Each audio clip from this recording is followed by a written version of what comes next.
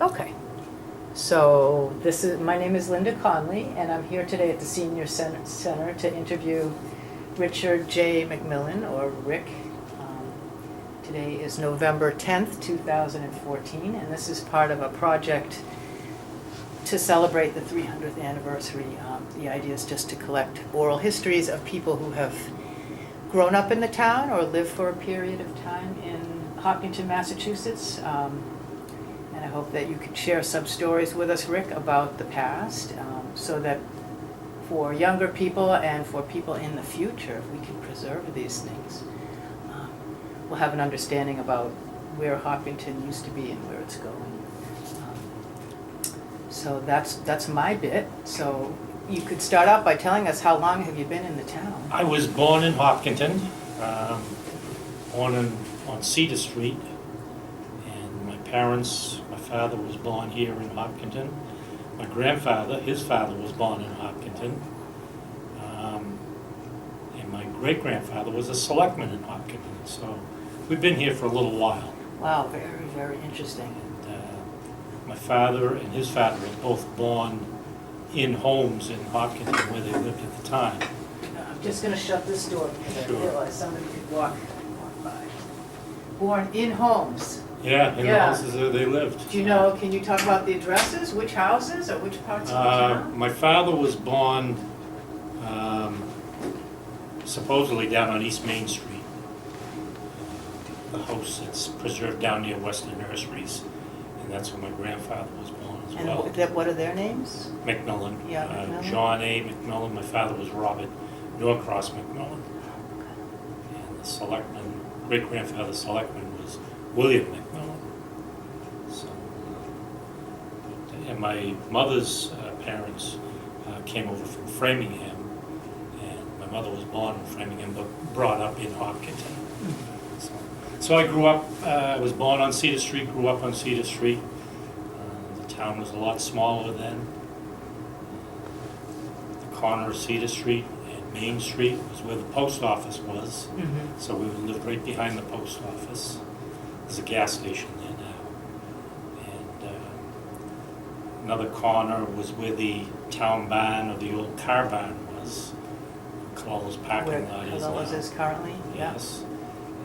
And so when I grew up, we used to play in there quite a bit. The police station was up above there. They had moved it from the basement of the town hall and moved it above the town barn.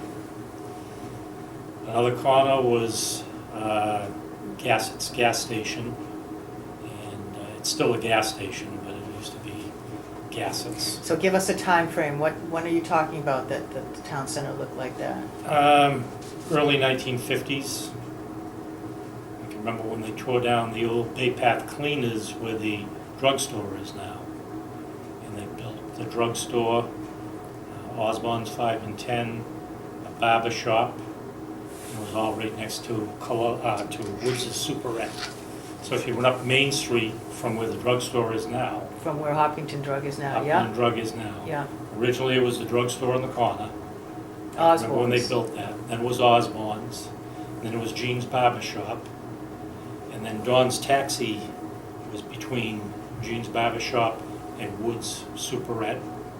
Then there was a house that was torn down before they expanded Woods' Superette and combined it with the drugstore and so forth before it became a restaurant. Then it was the Central House,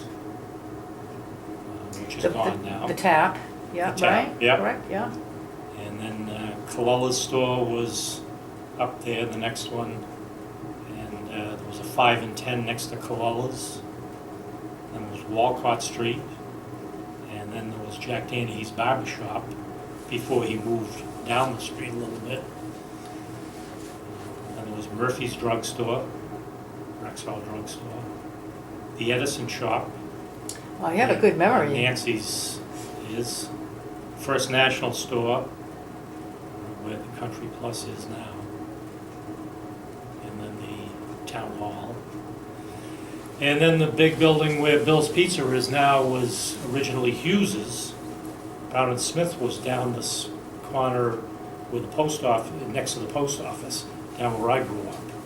So when I was growing up, Brown and Smith's was kind of next door to my house. Well, I've heard a lot about Brown and Smith's. You want to talk a little bit about that? What kind of place that was? What was...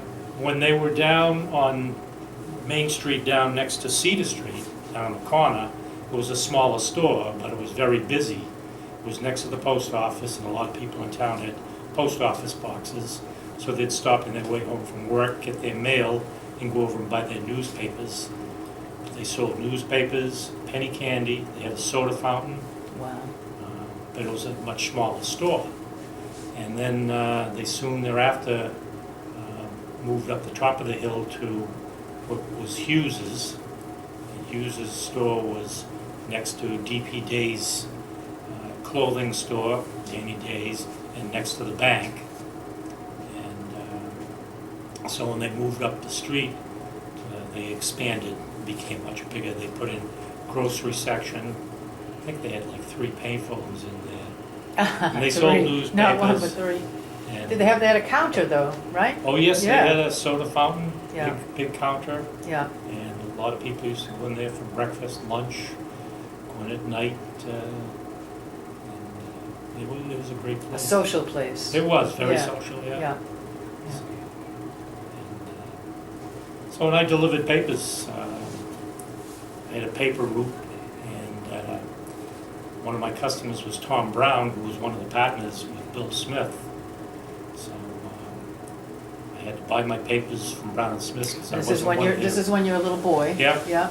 And I used to buy my newspapers and deliver them, and I had just select customers in the center of town.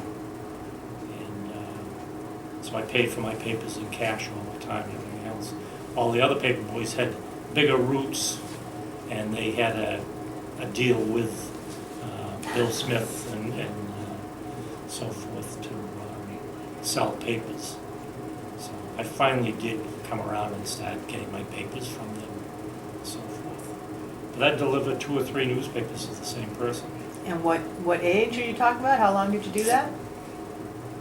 Oh, I don't know, I was probably 12, 13, something like that. Thereafter, I started my own little lawn mowing business. I bought a lawnmower and started mowing lawns. And kept busy doing a few neighbors and other places in town, pushed my lawnmower up to their place and mow their lawn. And then I had another job that I was ringing the chimes or playing the records at St. Paul's Church every night.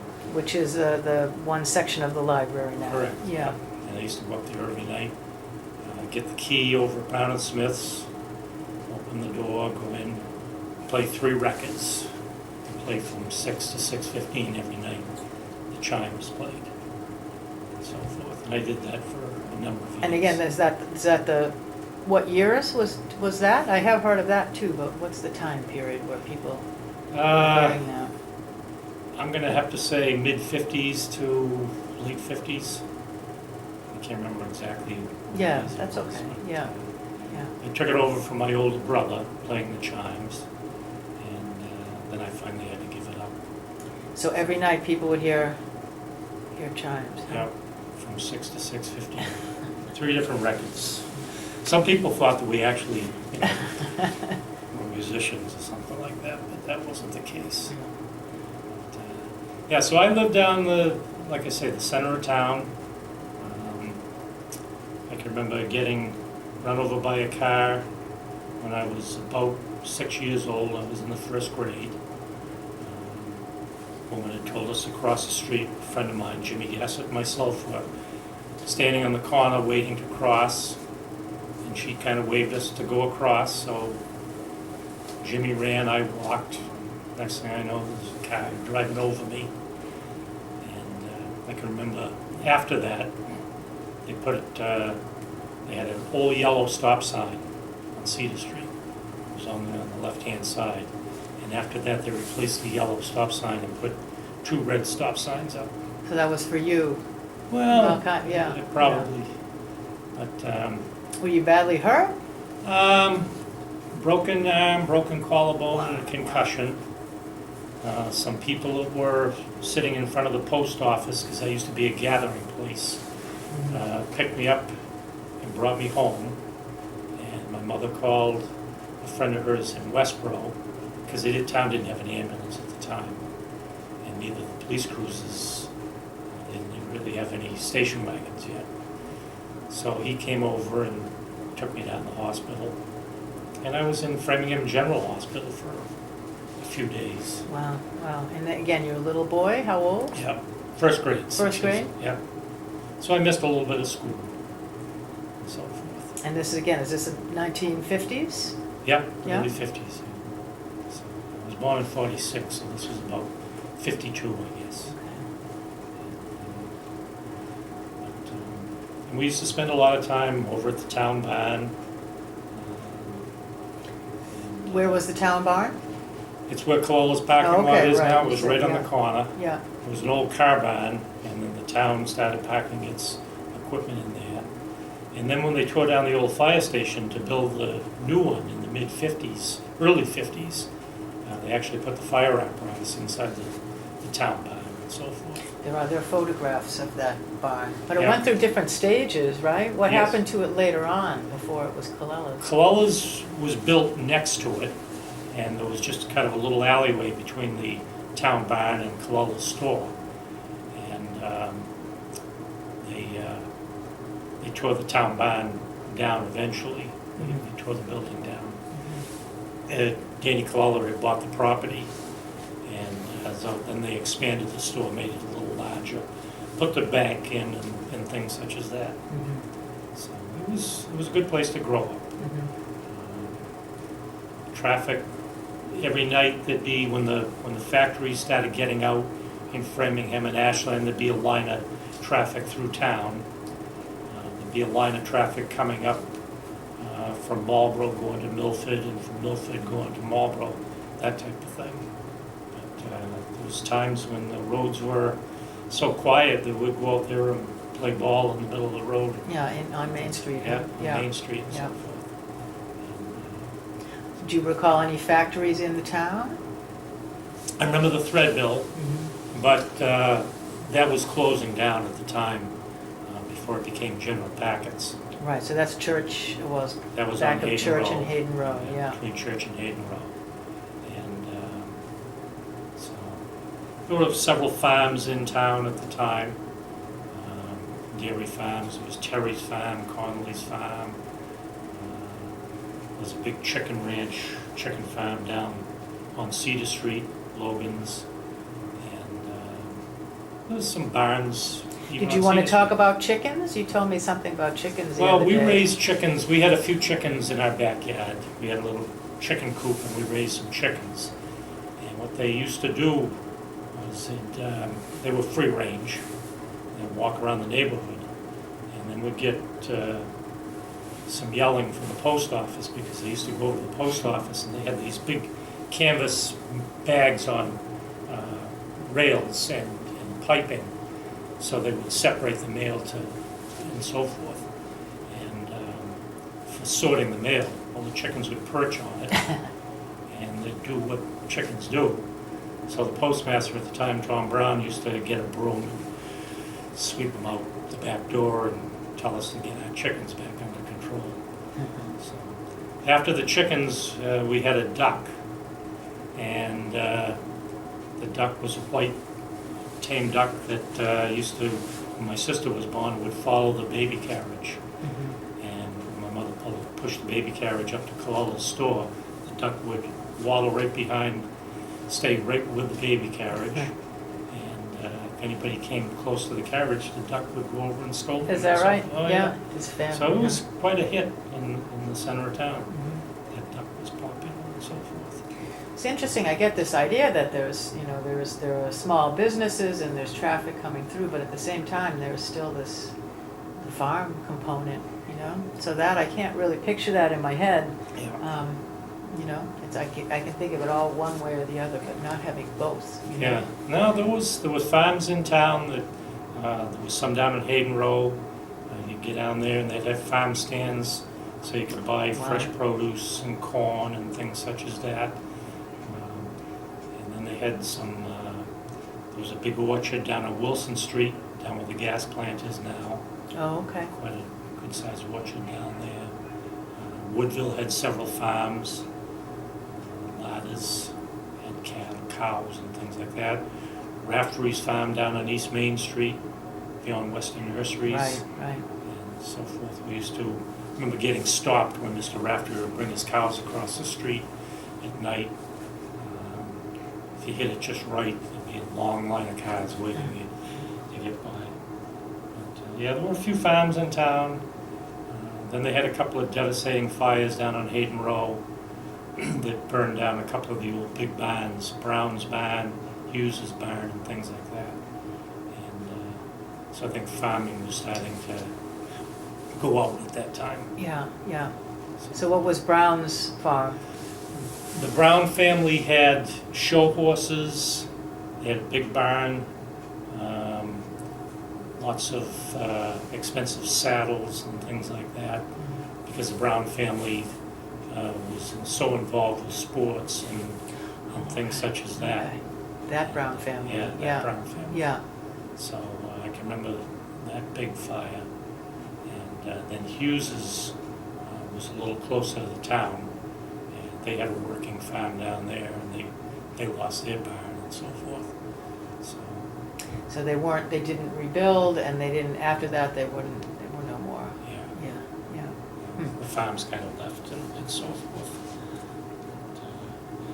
And then, speaking of the Hayden Row barn fires, when I was in the 4th grade, they were building the Mass Pike in Hopkinton at the time, and over in Woodville, where it crosses Wood Street.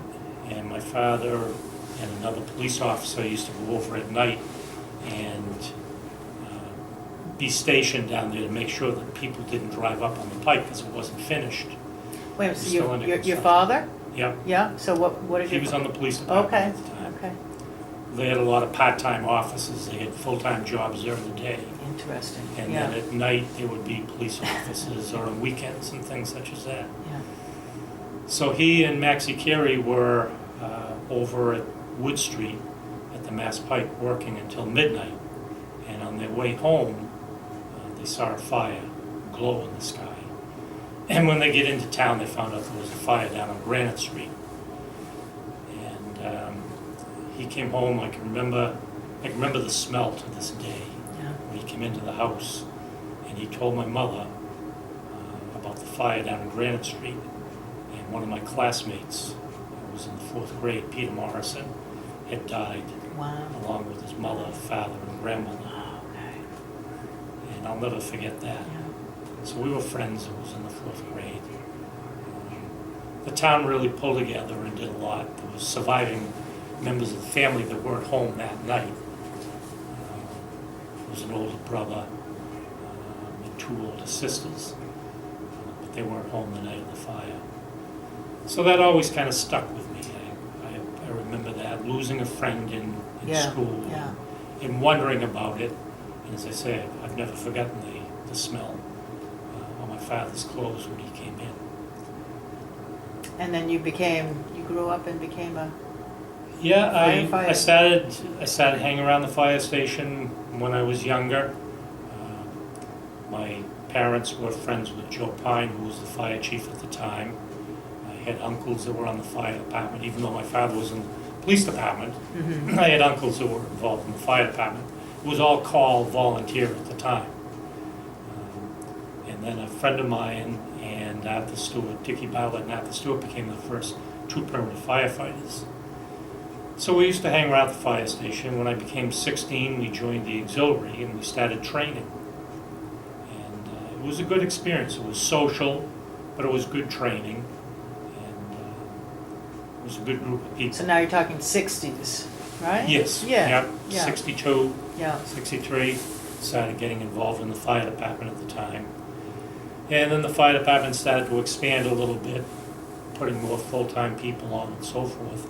But I was still filling in, working different shifts, filling in for vacations and things such as that. They used to have the call firefighters work on weekends. Mm-hmm. So we did weekend work, and we'd work holidays and, like I say, fill in vacations and so forth. So I just became kind of interested in it, stuck with it. Kind of fell into it. Yes. Naturally, very Yeah. naturally, huh? Yeah. And I went away to school for a couple of years. Went up to Kansas for 2 years. So I've lived in Hopkinton all my life except for 2 years going to school in Kansas, 2 years in the Army. After I came back from school, I was still involved with the fire department as a call firefighter and so forth, and still interested in it. And I did 2 years in the Army, and I came back and started working for a company in Quincy that owned a chain of nursing homes. Mm-hmm. So I was a nursing home administrator, and we'd get out and we'd build new nursing homes, get them licensed, get them running and so forth. Then I get back to Quincy. We built them in the area. We built one in Westboro, Wellesley, a few other places. So I was involved in that until 1980. An opening came up in the fire department for a full-time firefighter. Somebody was retiring. And I put in for it, and I was appointed. So that's when I started my full-time career with the fire service. Right, right. And I worked a few years just as a firefighter. Then I got appointed to fire prevention officer. Started attending classes at the National Fire Academy in Emmitsburg, Maryland. I started working for the Mass Fire Academy, doing some teaching. And I got involved with a few projects that we developed some fire safety programs that became fairly well known through the NFPA and so forth. So then the U.S. Fire Administration got me to do some tours across the country on fire safety and so forth. So I traveled all across the country on my days off, doing these lectures, San Francisco, Atlanta, Georgia, Kansas City, so forth. And then we got a call and asking us to go up and do one in Toronto, Canada. Mm-hmm. And it was kind of a strange situation because I was working for the State Fire Academy. I was a town employee working for the State Fire Academy, doing work for the U.S. Fire Administration, but none of them had ever done an international conference. So it took a little bit of paperwork to get it done. Working on all different levels, huh? Yeah, it was very interesting. Yeah, Just yeah. Met people all over the country that were great people and so forth, and really enjoyed it. Then I became chief in 1988, officially. I had been acting chief before, but 1988 I became chief of the Hopkinton Fire Department. And after about 10 years, I was all set to go to work for the State Fire Marshal's office, and I kind of got sidetracked on the way to the State Fire Marshal's office to the MWRA water tunnel covered reservoir project. It was only going to be for a few years, Mm-hmm. and I stayed there for the duration of the project, Mm-hmm. about 7 years, until I retired. Mm-hmm. And that was a very interesting project. Mm-hmm. So that's about my career. I did, I say, 2 years in the military, in the Army. I was a classification and assignment interviewer down at Fort Dix, New Jersey. Got orders to transfer out a couple of times, and then at the last minute they'd say, no, you have to stay here, Mm-hmm. and so forth. So, with the exception of those 2 years and 2 years in college in Kansas, I've lived in Hopkinton for years. Can you talk again about Hopkinton? Come back to Hopkinton to talk about the schools or events going on in the town, or you know. Yeah, I went to school, center school from grades 1 through 6. And then in the 7th grade, we went to this new high school, junior senior high school, which is now the middle school. Correct. Yeah. And I went there and graduated in 1964. There was, in the mid-50s, there was a fire at the center school, Thanksgiving weekend. Wow. So there were little time we did spend going to classes at the town hall because they had to close some of the classrooms off and so forth. So I did attend a few classes at the town hall and at 1 Ash Street, the old community building. Oh, okay. That was a gymnasium. Sometimes we'd go over there for classes as well. That was a school in the very beginning, Yes. way back. Yeah, yeah. And so forth. So, but yeah, I did all my schooling in Hopkinton. Remember the old high school up on Main Street? They call Stedgy Prep, I guess. Mm-hmm. A relative of my father's bought the building from the town, turned it into a machine shop. And so I worked up there part-time as cleaning and painting. And After it things was like no longer the high school. Afterwards, Yeah, yeah. okay. Yep. So forth. And I worked other places in town. I worked at Terry's gas station up on Main Street. I worked for the Terrys. The Terrys being the people that own the dairy farm, too. did you? Yes, they owned the Yeah. dairy farm, and they bought the gas station from Carl Free. It was a Gulf station, and they bought the gas station from Carl Free, and they delivered home heating oil, did car repairs, and Right. so forth. See, I'm not making the connection. Now I'm making the connection. Yes, Terry's Oil, yeah. Terry Oil. Yeah. And, so I worked for Tom the father, and then Tom and Billy, the sons, and so forth. And I worked for McBride's Bottle Gas up off of Leonard Street, delivering bottle gas and learning propane and so forth. Where else did I work in Hopkinton? As I say, I rang the chimes at St. Paul's Church for several years, had a paper route in town. See, that's different now. People don't really work in Hopkinton. No. Yeah, they go somewhere else to work. Yeah. Yeah, well, I work in Hopkinton, but yeah. I did have a couple of jobs out of town. I did work at Ken's Steakhouse. My mother worked there for years, and then I went down and started working in the kitchen, washing dishes, washing pots and pans. Then they hired me to work for the summers during the day, cleaning and maintenance and so forth. And then one of the owners' sons, Mark Hanna, had Morgan's show horses, and so I started working with him to travel around at horse shows and so forth.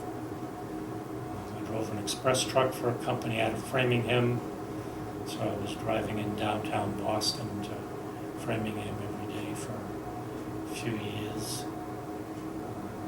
Can I bring you back to, like, see if we can get back to your parents? Did your parents talk about how the town had changed between their time, their lifetime, and your lifetime? I can remember my father telling me a little bit about sliding down the hill from the top of Grove Street Yeah, and ending up on the flats yeah. down on Cedar Street. Yeah, what was Cedar Street, beyond where you live, what was Cedar Street like? It used to be the big swamp, so Yeah. still, Basically, wooded they area? built a few more houses down there. yeah, There was an old barn down on the right-hand side that was torn down. And Logan's chicken houses, they were huge. They've all been torn down and so forth. But it was, big chicken community, huh? Yeah. Yeah. and so forth. Did you play in the woods back Oh, there? yeah, we played, my backyard was Phipps's Yeah, property, and they used to have carnivals in Phipps's yard, in fields. wow. Old Ray Phipps would go out with a hand scythe and cut the fields by hand, we'd watch him. And after he cut the fields, they'd put a carnival on down there, and so forth. So it was all access from Main Street, but it was in our backyard on Cedar Street. Boy, that's And we'd really, watch all the pheasants come up from the swamp and come up and eat and so forth. Yeah, it was a good place. did that change over time? Was it, I mean, it used to be very, very wet there, and I don't Yeah. know whether they've done something with the water, but now there's a couple of, I've walked through there, but. Yeah, they've put more drainage in Yeah. now, more culverts and so forth. Yeah, It used to be a big thing for us growing up, to dare to run from Cedar Street to the other side of Main Street. There was a culvert that runs, and still does, mhm. to go through the culvert and come out the other side.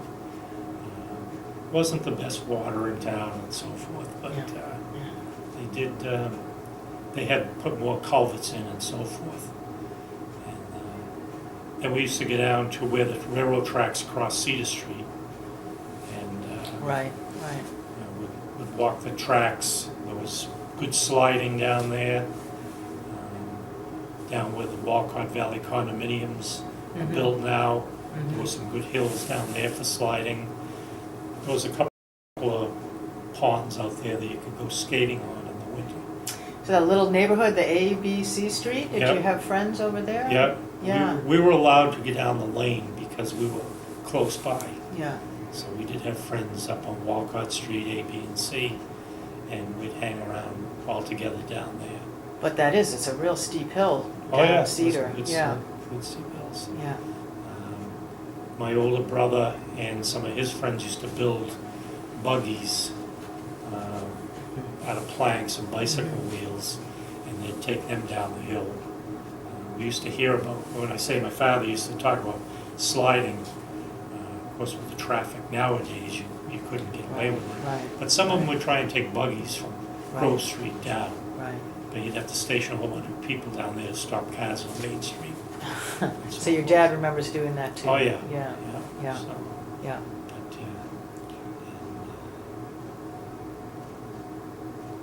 And he was a policeman, part-time. yes. And what else did he do?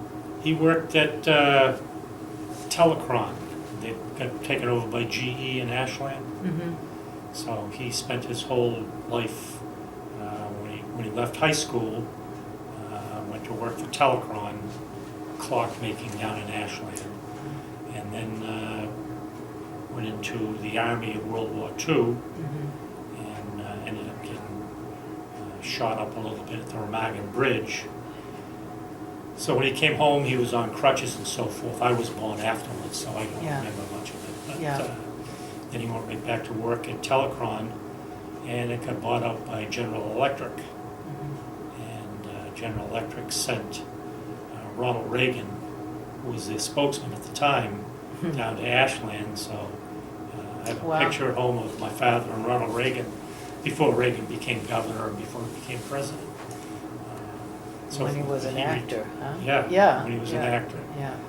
But my father retired from GE from Telecom. And you said your great-grandfather was a selectman. He was a selectman. Did you ever hear any stories about him and what happened? No, I Yeah, don't. No. Not much. I don't remember that at all. He was gone before I was born. Yeah. But one of his sons, my father's father, used to work in town and so forth, and then he became a Buick salesman in Boston. So he used to come out every Sunday and visit us and have a brand new Buick and so forth. And he was a great guy. So that's your grandfather. My grandfather. Yeah. Yeah. Do you know what he did in Hopkinton prior to that? He was associated with the fire department, but it was all called volunteer at the time.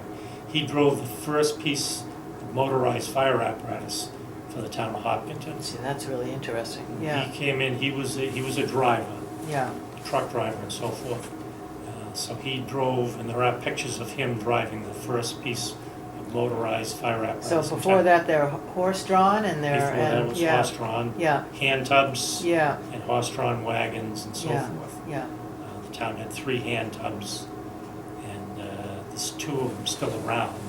One of them's up in Maine. There's a guy I talked to someone who that bought one of them. Yeah. Yeah,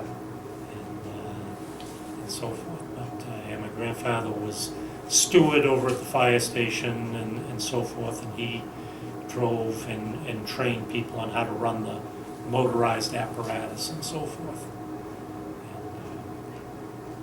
And my great-grandfather apparently worked at the old hardware store that was next to Calder's before it was P.G. Adams hardware store, before it was Hitchings Hardware. Oh, okay. I can't remember the name of it, but he used to work there as well. And they had a house on Main Street. And so they had moved from East Main up to Boy, I Main can't Street. imagine. See, it's different for me, but I can't imagine being connected to one place, one small place. Yeah, back so many generations, because my parents were immigrants, so that's really... So what do you feel about what's happening now with in 2014, given the fact that you're connected so many generations? And your mother too, you said? Yes, yeah. Well, she moved from Framingham here. They moved from but Framingham to Hopkinton. Yeah, but you know, it's definitely in a period of tremendous change. Oh, absolutely, Yeah. yeah. There's a lot of great people in town. I think some of the people maybe moving in don't realize what a community Hopkinton was at the time. Before, years ago, if anything happened to anybody in town, everybody would pull together, know about it, and help out. Right. And do things such as that. Yeah. And now I think people are moving in and it's just a place to sleep or something. Yeah, and they don't necessarily intend to stay forever either. Maybe they're raising their children here and they plan, I think, to then move on somewhere else. Yeah. And that's probably going on a lot of places too. Oh, I think so. Yeah. Yeah. Yeah, Massachusetts. But, yeah, Hopkinton, when 495 came in, the people in the 50s, the planning board and so forth, had done a great job laying things out and coming up with industrial park and things such as that. I can remember working for the highway department on South Street when they first started putting buildings up on South Street. I mean, I can remember a few old houses and an old farm up there and things such as that, but when it became an industrial... Yeah, Russell Ellsworth grew up on Yeah. South Street. Yeah. Yeah, I can remember, we used to go over Lumber Street to get to Sandy Island.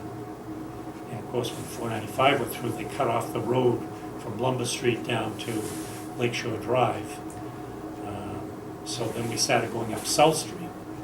And I can remember working on South Street for the highway department, painting guardrails and things such as that, when they first started building the industrial buildings. Yeah, so And first now it's major change, yeah. Yeah. Yeah. And so forth. But that was, yeah, it's quite a bit of change in town. Yeah. Building places that I never would have imagined Yeah. and so forth. We didn't think about Western nurseries becoming all the housing and so forth. Yeah. But yeah. it was inevitable. I mean, it's a good location and so forth. Yeah.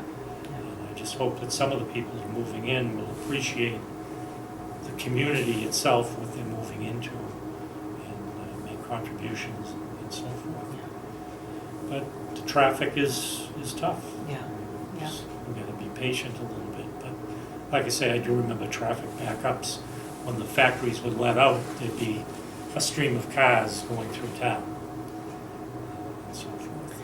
People that I talked to from Woodville, there was no traffic coming No. through ever, Yeah. or just very little. Yeah. So, did you ever spend time in Woodville? Oh yeah. Yeah. Classmates of mine, I'd spend time over with them, Mm-hmm. and we'd go over to see the bonfires over in Rice's Field before they moved them to Ladders. And these mega bonfires, Oh, big, huge Yeah. bonfires. Yeah.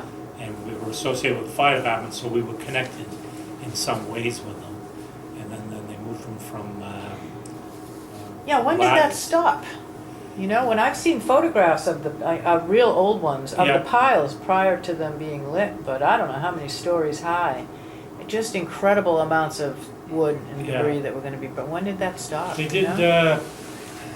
well, they did have some, even when I was chief, in the late 80s, early 90s, over on Fruit Street.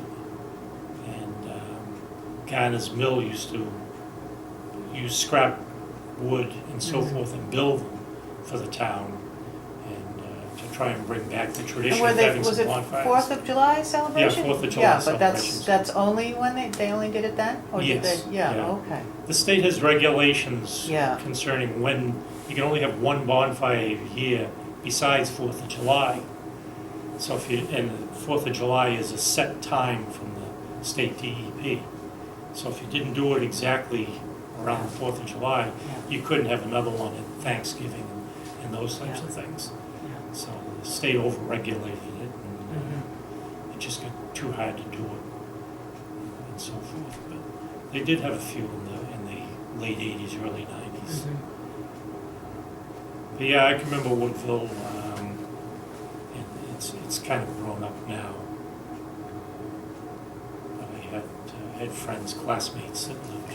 You just swim in Lake Whitehall? Oh, And, yeah. and, yeah. Yeah, had a Great, friend great, that yeah. grew up on Pond Street, and we'd go up to his farm, and then get down and go swimming in Whitehall, and so forth. We used to swim down at the reservoir, off the bridge on 85, before they stopped us from doing that. We used to swim up the river and so forth. There was a fella down on A Street, John Conway. He used to teach a lot of us how to swim. And we'd take long walks to get down to the reservoir, or Indian Brook, and then occasionally he'd take us all in his car and take us over to Sandy Island. Right. And they started developing the other side of the island, so we'd do a lot of work over there. And then he'd let us swim and so forth. Wow. Sounds great. Yeah. Sounds great. Good time. You think you're done talking? You want to have a break? Anything Sure. else you want to say? I can't think of anything else right now. All right. You probably, when we shut this off, you'll have all kinds of things. But I appreciate that you came here today. So this concludes the interview, November 10th, 2014, with Richard J. Macmillan. And who's been so how many decades then are you talking? You lived here? Oh, over 6. Over 6 decades. Yeah. Okay. Well, thank you so much for spending the time talking with me. All right.